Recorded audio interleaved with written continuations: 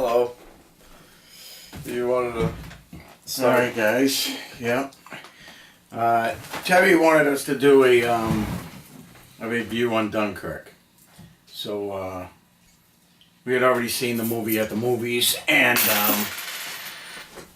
I liked it a lot.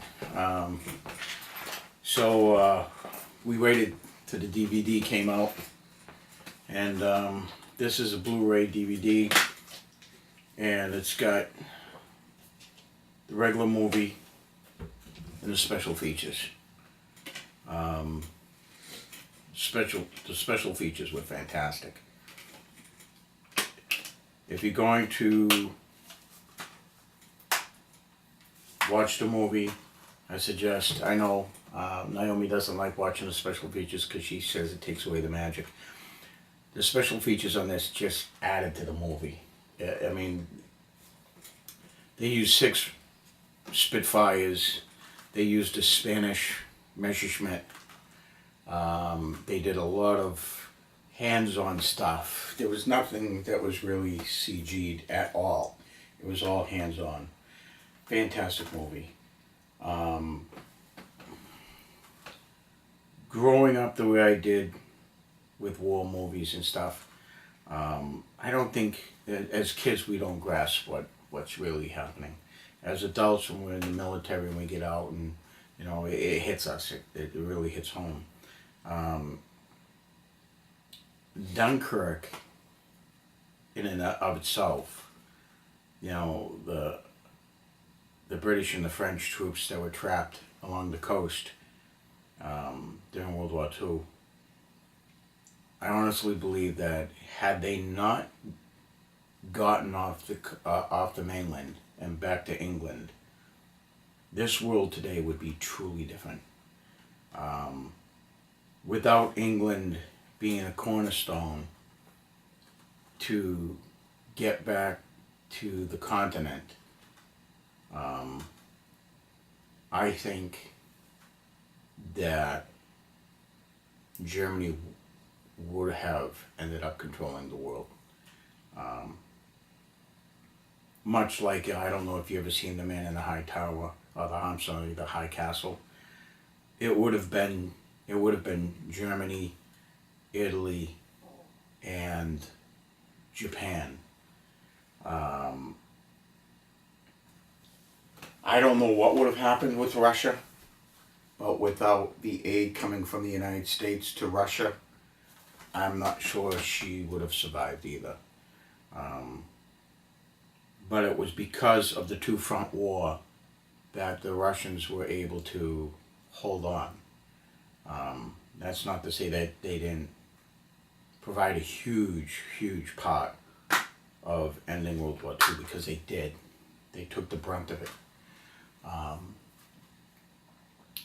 Dunkirk, the movie was great. I think when you watch the special features, you'll have an added appreciation for what they put in the movie itself. The uniforms, the troops, the little tricks they use, the real ships, real planes. It's just fantastic. It really is. Seeing the special features is probably about as long as watching the movie itself, and it's well worth it. So if you're going to pick this up, yeah, grab it with the special features, and they're definitely well worth it. Can't say enough about the brave Frenchmen and Englishmen that went through what they went through. The French for holding back the German army, while English and French troops evacuated the beaches. I know we kind of shit on the French a wee bit during World War II, but they have their moments as well. So, no, believe me. So, you know, God bless them for what they did. What do you think? I thought it was a really good movie. Seeing it in theaters was something else. It was good. I really really nothing else to say. It's a movie I can continue like seeing my. It's a movie I could watch repeatedly. Like I could go back to and watch and have the same feeling and the same appreciation for the real effects, the actors, the way everything was done. What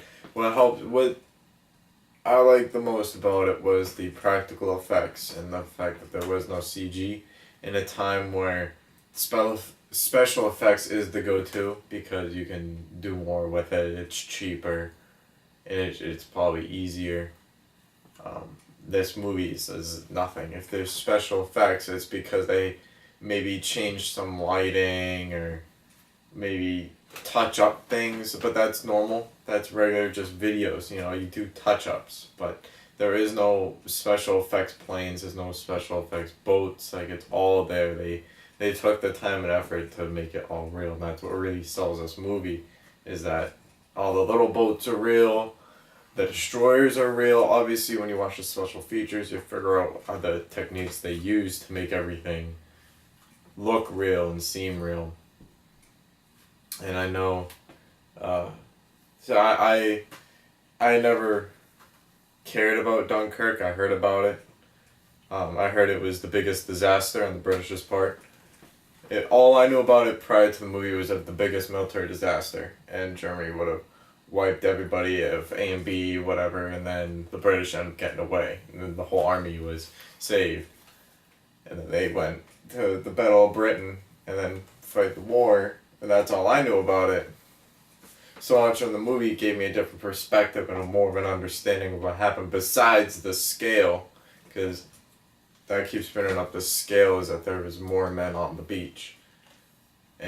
But they still find a way to give you the idea of like there is chaos, there's a level of tension that maybe not everybody's gonna make it out. How many are gonna make it out? It's just you keep saying that the beaches are packed. The beaches were filled with men, and in that movie there is a lot of men on the beach, but it's not packed to the brim. And I guess that was really the only big thing. But I know something that was interesting when I was out with the girlfriend in the mall. We were in a entertainment store, and we were waiting in line. I'm waiting for her. I got my thing. Right behind me were 3 kids. I don't know if they were my age. They sounded like it, and they were shitting on the movie. They're like, well, I don't think Germany would only send 2 planes. You got everybody's there. Well, you just kill them all. And then it's like, well, same with Britain. Why would Britain only send 3 their planes? Why don't they just attack and do their thing? And I'm just like, you guys have no idea. Like, really, it was a battle, right?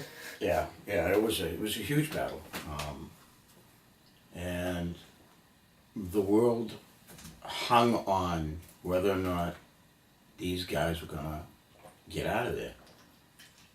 And the thing is I don't know how long England would have lasted if their troops didn't get home. Plus another 100,000 Frenchmen. So,